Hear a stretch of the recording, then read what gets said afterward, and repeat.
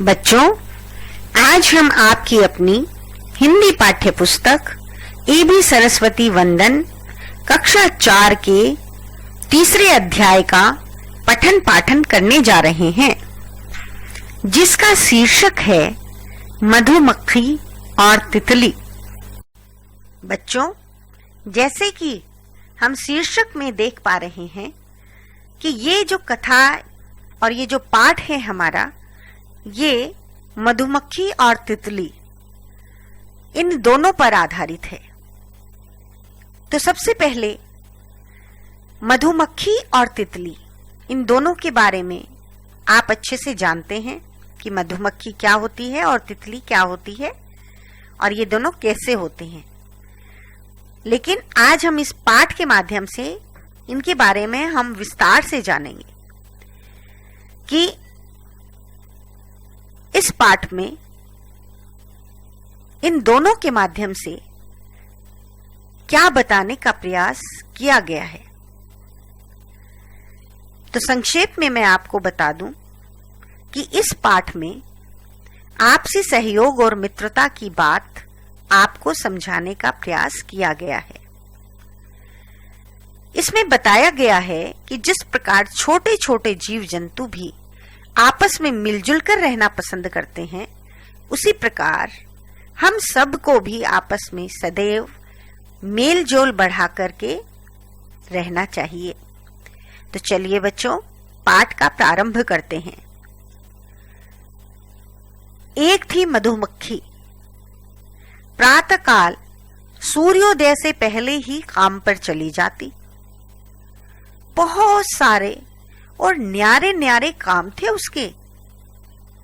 फूलों को ढूंढना, उनका मधुरस चूस कर इकट्ठा करना, उसे लेकर अपने छत्ते में आना और छत्ते के कोशों में उसे जमा करना, फिर उड़कर खेतों में और बगीचों में जाना। वह दिन भर अपने काम में लगी रहती। किसी से बात करने का भी उसके पास समय न था। एक थी तितली, बड़ी ही मनोहर और रंग बिरंगी।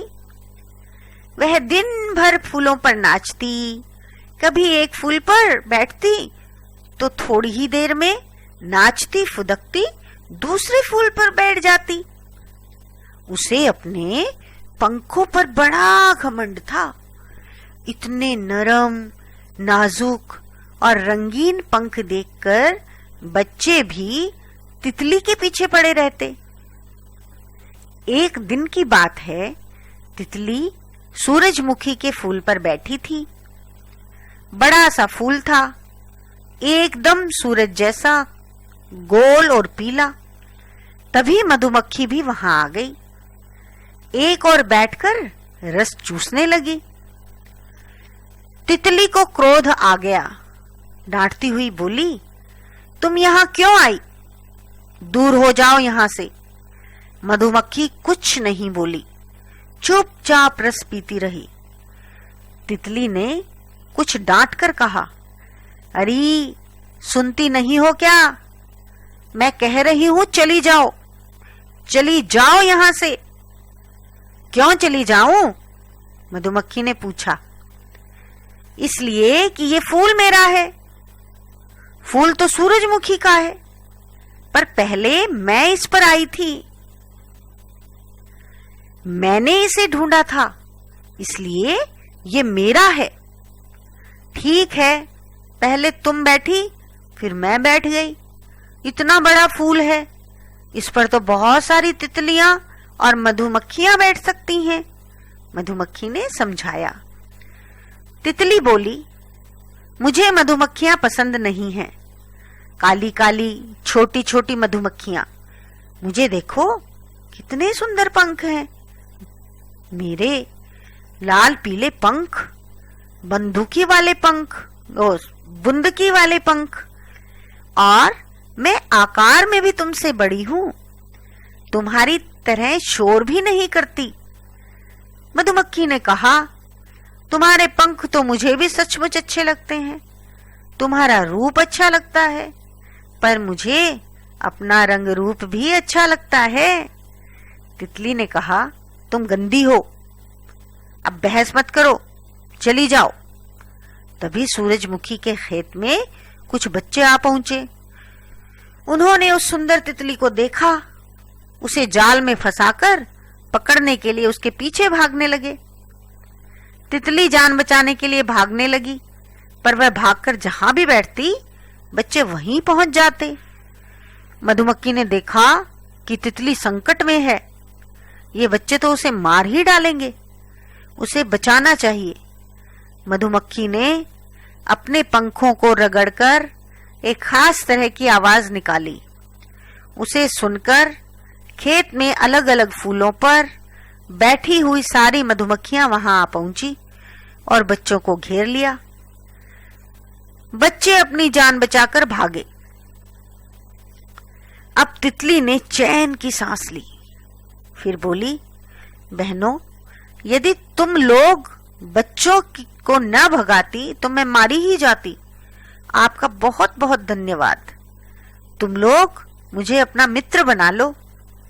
मधुमक्खी ने कहा, बहन, मित्र तो हम बन जाएं, पर तुम्हें तो मधुमक्खियां पसंद ही नहीं है।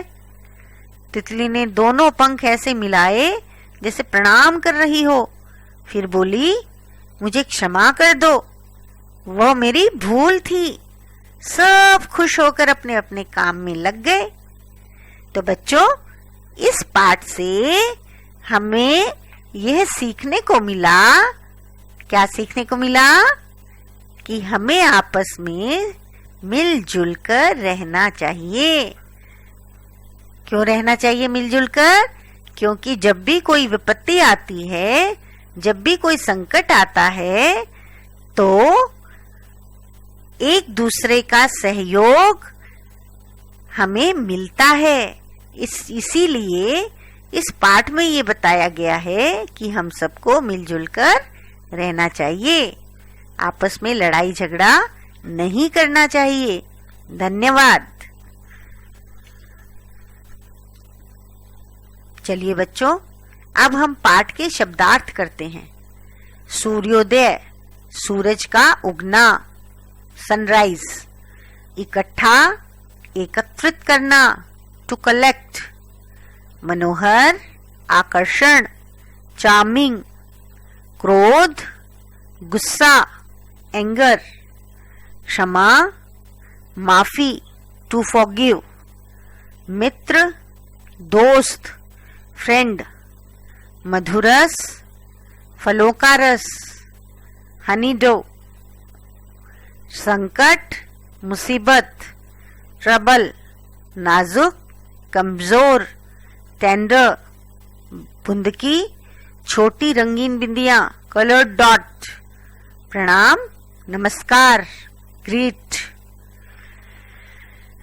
आइए बच्चों, अब पाठ के अभ्यास कार्य के प्रश्नों को करते हैं। तो मौखिक अभ्यास कार्य के अंतर्गत सोचिए और बताइए में पहला प्रश्न है, मधुमक्खियां दिन भर क्या करती थीं? तो इसका उत्तर होगा, मधुमक्खियां मधुरस चूस कर इकट्ठा करती थीं और उसे छत्तों में जमाने के लिए चली जाती थीं। अगला प्रश्न, तितली के पंख कैसे होते हैं? तो इसका उत्तर होगा, तितली के पंख नाजुक, मनोहर एवं रंग बिरंगे होते हैं। अगला प्रश्न है, तितली किस फूल पर बैठी थी? कौन से फूल पर बैठी थी तितली? हाँ, तो इसका उत्तर होगा सूरजमुखी के फूल पर। नेक्स्ट क्वेश्चन है, तितली को बच्चों से किसने बचाया? तो इसका उत्तर आपको पता ही है, किसने बचाया था? मधुमक्खी ने।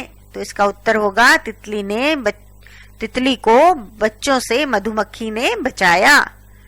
अगला प्रश्न, मधुमक्खियों से किसने क्षमा मांगी? मधुमक्खियों से तितली ने क्षमा मांगी। चलिए बच्चों, अब लिखित पाठक ज्ञान में हम किसने कहा वाले प्रश्नों को हल करते हैं। इसमें पहला प्रश्न है, तुम यहाँ क्यों आई? दूर हो जाओ यहाँ से। ये पंक्ति किसने कही थी? तितली ने। फूल तो सूरजमुखी का है, ये वाक्य किसने बोला था? मधुमक्खियों ने, तुम गंदी हो, अब बहस मत करो, चली जाओ। ये पंक्ति किसने बोली थी? किसने कहा था ये कि तुम गंदी हो, अब बहस मत करो, चली जाओ? तितली ने। तो इसका उत्तर होगा तितली ने। आइए बच्चों, प्रश्न नंबर 2 को हल करते हैं। दिए गए शब्दों की सहायता से खाली स्थान भरिए। तो पहला वाक्य है, मधुमक्खी प्रातःकाल डैश से पहले ही काम पर चली जाती थी। तो इसका उत्तर होगा सूर्योदय। तितली को अपने पंखों पर बड़ा डैश था, घमंड।